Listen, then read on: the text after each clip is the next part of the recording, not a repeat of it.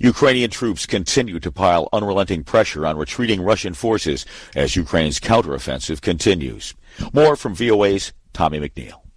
They are trying to hold on to their sudden momentum that has produced major territorial gains.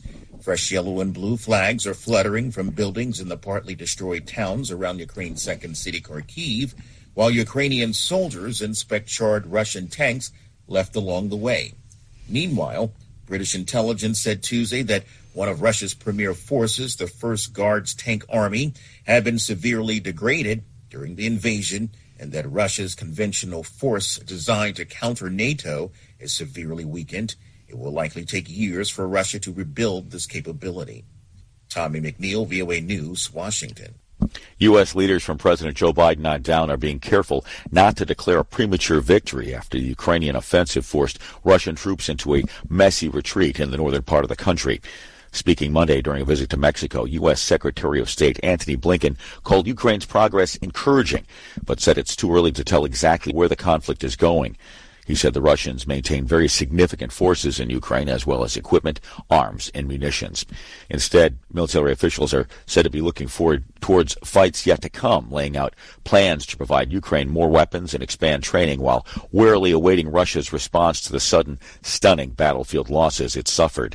The Reuters news service reports Kremlin spokesman Dmitry Peskov told reporters Tuesday there was no discussion of a nationwide mobilization of forces to booster the country's military campaign in Ukraine, days after the Ukrainian offensive drove Russia out of almost all of the Kharkiv region. Members of the public are paying their respects Tuesday to Britain's Queen Elizabeth II at St. Giles Cathedral in Edinburgh, Scotland, while many waiting overnight for a final opportunity to file past the Queen's coffin before it's flown to London. Associated Press correspondent Charles de Ledesma sets the scene. Stretch outside St. Giles Cathedral in Edinburgh as hundreds wait to pay their respects. Members of the public are viewing the late monarch's coffin after it arrived at the cathedral on Monday. King Charles III and his siblings, Princess Anne, Prince Andrew and Prince Edward, had stood in silent vigil around their mother's coffin late on Monday. The coffin, with the crown of Scotland resting on a cushion on top of it, is to stay in the 12th century cathedral through Tuesday. Late afternoon, it will begin its journey to London. Charles de Ledesma, London. Fresh clashes broke out Tuesday between Armenia and Azerbaijan, with each side reporting casualties and blaming the other for the violence. Armenia said Azerbaijani forces attacked several points near the border separating the countries, killing 49 Armenian soldiers. Azerbaijan said Armenian forces fired on its positions, leaving an unspecified number of casualties. The two countries have had a decades-long conflict involving the Nagorno-Karabakh region, which is inside Azerbaijan, but populated mainly by ethnic Armenians. A 6-week war in 2020 killed more than 6,600 people and saw Azerbaijan reclaim territory in and around the region. U.S. Secretary of State Antony Blinken called on the two sides to end any military hostilities, saying in a statement, there is no military solution to the conflict. Russia's foreign ministry also urged Armenia and Azerbaijan to resolve the conflict through political and diplomatic means. The New York Times is reporting that the U.S. Justice Department has issued about 40 subpoenas.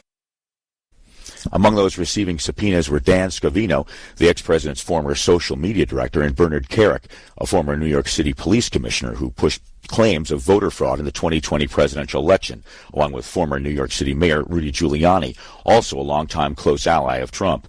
The Times says a number of any other senior advisors and low-level aides also received subpoenas. Repeating the hour's top news story, Ukrainian troops continue to pile unrelenting pressure on retreating Russian forces as Ukraine continues its offensive in the north.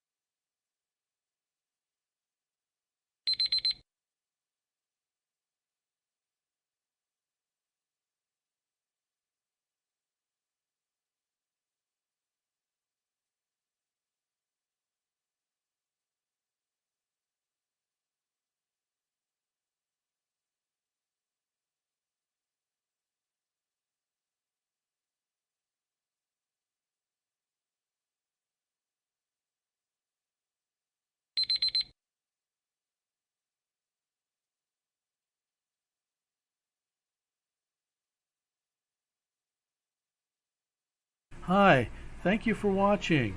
I hope the videos are useful for you.